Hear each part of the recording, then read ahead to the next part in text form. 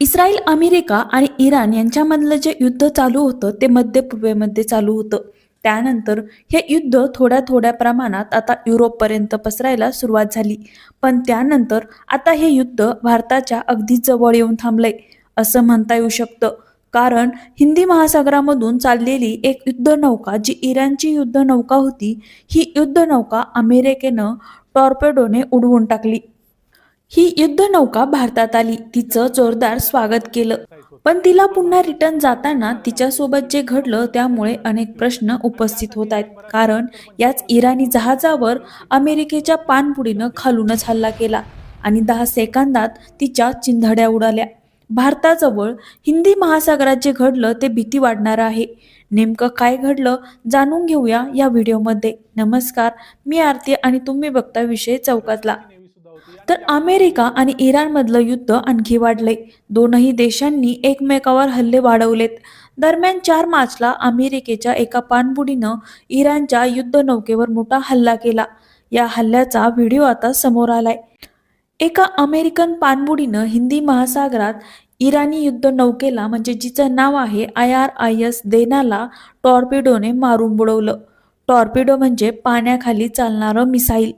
तर याच टॉर्पिडोच्या धक्क्यानं जहाजाचा मागचा भाग हवेत उडाला आणि काही वेळातच तो बुडायला सुरुवात झाली.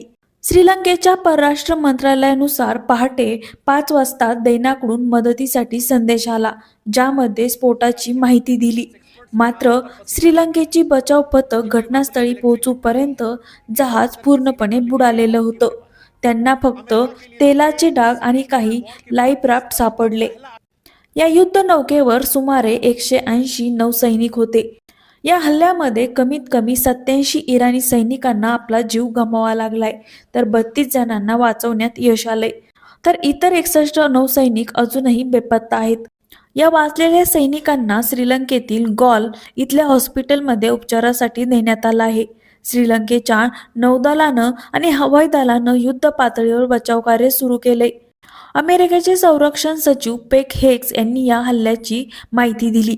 त्यांनी जाहीर केलं की एका अमेरिकन पाणबुडीनं टॉर्पेडो हल्ला करून इराणची युद्धनौका बुडवली. हेक्से त्यांनी या हल्ल्याचं वर्णन सायलेंट डेथ असं केलंय. तर दुसऱ्या महायुद्धानंतर पहिल्यांदाच अमेरिकेच्या पाणबुडीनं शत्रूच्या जहाजाला टॉर्पेडो मारून बुडवलं असं हेक्से त्यांनी सांगितलं. त्यांनी या हल्ल्याचं फुटेज सुद्धा जारी केलंय. एका व्हायरल व्हिडिओमध्ये या इराणी जहाजाला पाण्याखाली टॉर्पेडोनं धडक दिल्यानंतर प्रचंड आग लागली. या स्फोटानंतर समुद्राचं पाणी खूप उंचावर उडालं. हा व्हिडिओ सध्या खूप व्हायरल होतोय. संरक्षण मंत्री हेक्से त्यांनी सांगितलं की ही कारवाई रात्रंदिवस सुरू राहील. इराणच्या क्षेपणास्त्र आणि संरक्षण पायाभूत सुविधा तसंच त्यांच्या लष्करी नेत्यांना टार्गेट केलं जाईल. तेहरान आणि इतर प्रमुख क्षेत्रावर फक्त अमेरिका आणि इस्रायली हवाई शक्तीच दिसेल. त्यांच्या या विधानामुळे या प्रदेशातील तणाव आणखी वाढण्याची शक्यता आहे. हा हल्ला अमेरिका, इस्रायल आणि इराण यांच्यात 2026 मध्ये सुरू असलेल्या संघर्षातला मोठा भाग आहे. या आधी सुद्धा अमेरिकेनं आणि इस्रायलनं इराणमधल्या लक्ष्यांवर हवाई हल्ले केले आहेत. अमेरिकेनं इराणच्या नौदलाला पूर्णपणे नष्ट करण्याचं उद्दिष्ट ठेवलंय असं संरक्षण सचिवांनी स्पष्ट केलंय. विशेष म्हणजे ही बुडालेली IRIS देना ही युद्धनौका नुकतीच भारतातून परतत होती. फेब्रुवारी 2026 म्हणजेच मागच्याच महिन्यात ही युद्धनौका विशाखापट्टणम येथे झालेल्या बहुराष्ट्रीय नौदल सराव मिलन 2026 आणि आंतरराष्ट्रीय फ्लीट रिव्ह्यू 2026 मध्ये सहभागी झाली होती. भारतीय नौदलाने या जहाजाचं स्वागत केलं. फोटो सुद्धा काढले आणि सोशल मीडियावर व्हायरल झालेले.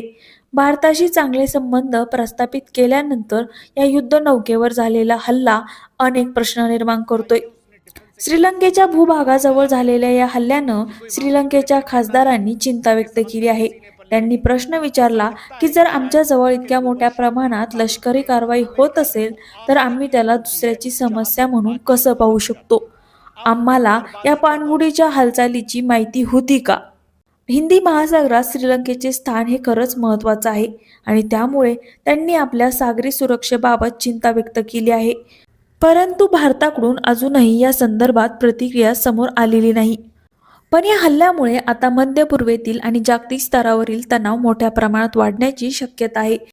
त्यामुळे आता या हल्ल्यानंतर इराणकडून यावर काय प्रतिक्रिया येते आणि काय प्रत्युत्तर येतं याकडे आता संपूर्ण जगाचं लक्ष लागलंय. या संपूर्ण घटनेविषयी आणि अमेरिकेच्या अशा हल्ल्याविषयी तुम्हाला काय वाटतंय हे कमेंटमध्ये नक्की कळवा आणि आपला विषय चौकातला या यूट्यूब चॅनलला नक्की सबस्क्राईब करा.